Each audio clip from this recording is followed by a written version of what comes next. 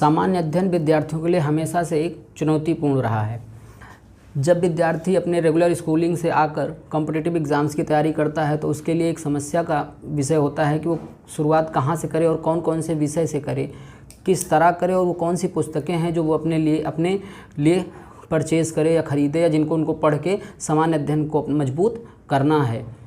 तो आज हम इसी विषय पे बात करेंगे उन विद्यार्थियों के लिए जो कॉम्पिटिटिव एग्ज़ाम्स में तैयारी करने के लिए शुरू करते हैं। स्वागत है गाइज आप सभी का हमारे YouTube चैनल नॉलेज बूस्टर में। अपनी पुस्तकों के बारे में जाने कौन कौन सी पढ़ने की आवश्यकता है, इससे पहले आप लोग पेन पेपर उठाइए और नोट डाउन कर लीजिए उन सभी किताबों के बारे में और कौन कौन सी किताबें आपको पढ़नी हैं NCERT की, जिनके बारे में हम आज बात करेंगे। तो सबसे पहले हम बात करते हैं इंडियन पॉलिटी के लिए वो कौन सी बुक्स हैं जो आपको पढ़ने की आवश्यकता है। तो सबसे पहले आपको Indian constitution at work class 11th की बुक है, ये न्यू NCERT है, ये आपको पढ़ने की आवश्यकता पड़ती है। उसके बाद आपको politics in India since independence, new NCERT है, आपको इसको पढ़ना चाहिए। उसके बाद कंटेम्प्रेरी वर्ल्ड पॉलिटिक्स, ये भी न्यू है। इंडियन पॉलिटी के लिए आपको तीनों new NCERT class 11th 12th की पढ़नी है। फिर उसके बाद बात करते हैं इंडियन हिस्ट्री और कल्चर की, क्लास 6, 7, 8th। 6 में आपको एनिशिएंट हिस्ट्री, 7th में आपको मेडिवल हिस्ट्री और 8th में आपको मॉडर्न हिस्ट्री, ये तीनों ओल्ड NCERT आपको पढ़ने। उसके बाद आपको 9, 10th की NCERT पढ़ने की ज़रूरत नहीं है हिस्ट्री की। उसके बाद आपको 11th और 12th की NCERT पढ़ने की आवश्यकता होती है।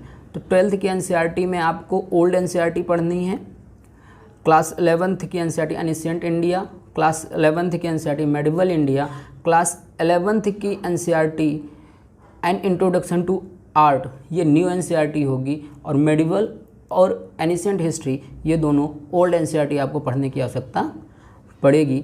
फिर मॉडर्न इंडिया के लिए आपको क्लास 12th की ओल्ड NCERT पड़ेगी।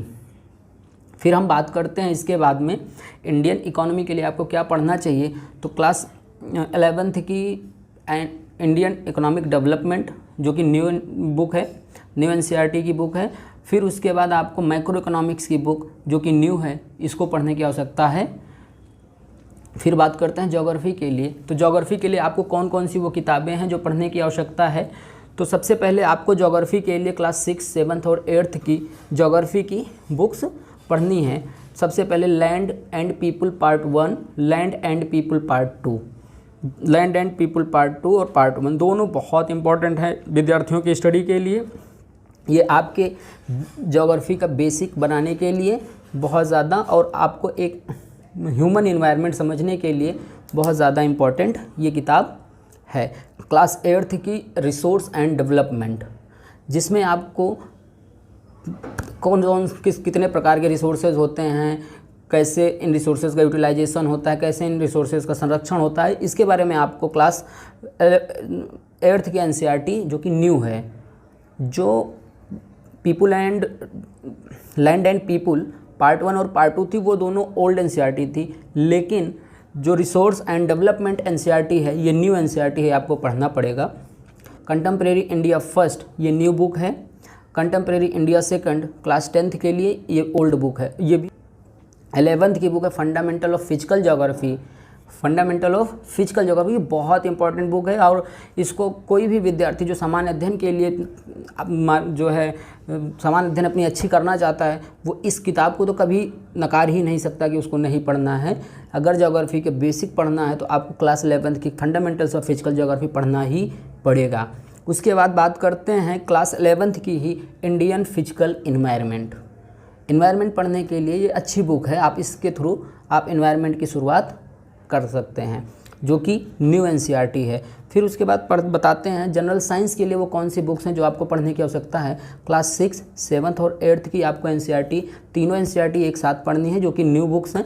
उसके बाद फिर आपको क्लास 10th की जो है क्लास 9th और 10th की जनरल साइंस की बुक पढ़नी पड़ेगी, न्यू NCERT है। फिर क्लास 12th की बायोलॉजी की जो NCERT है, क्लास 12th की बायोलॉजी की, जिसमें चैप्टर 7, 8, 9 और 10 ये चारों चैप्टर आपको पढ़ने की आवश्यकता होगी। जब यहाँ तक जितनी NCERTs हमने अभी तक बात की है इन एनसीईआरटीज़ को पढ़ने के बाद में मेरा मानना यह है कि आपको किसी भी प्रकार की सामान्य अध्ययन से संबंधित कोई दुविधा नहीं रहेगी।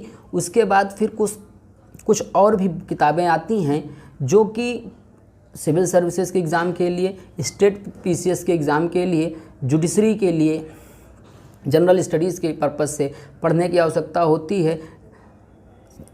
इस समय एसआई के एग्ज़ाम के लिए, पेट के एग्ज़ाम के लिए या जो भी अन्य स्टेट लेवल के एग्ज़ाम्स होते हैं, इन सभी में पढ़ने के लिए ये एनसीईआरटी और जो बुक्स और हम बताएंगे अगले लेक्चर में बहुत आवश्यक हैं पढ़ने के लिए। और आप सभी इनके थ्रू जाकर अपनी जनरल स्टडीज़ को मजबूत कर सकते हैं। हमारे चैनल को लाइक कीजिए, शेयर कीजिए और सब्सक्राइब कीजिए, जिससे हम आप तक और बेहतरीन कंटेंट लेकर आ सकें। धन्यवाद।